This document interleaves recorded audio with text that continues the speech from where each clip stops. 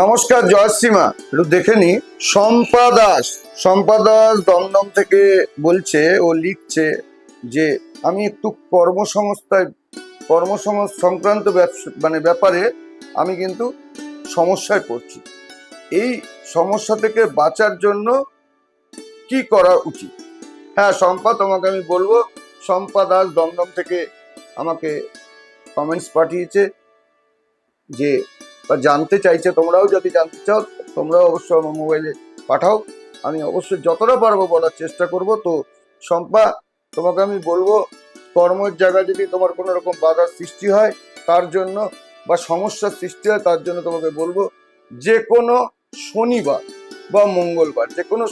বা মঙ্গলবার দিন একটা লাল কাপড় নেবে এবং তাতে কিছুটা চিনি নেবে এবং দুটো তুলসী পাতা নেবে। তারপর সেই কাপড়টা মুড়িয়ে যে কোনো হনুমান মন্দিরে গিয়ে বেঁধে দিয়ে চলে আসো।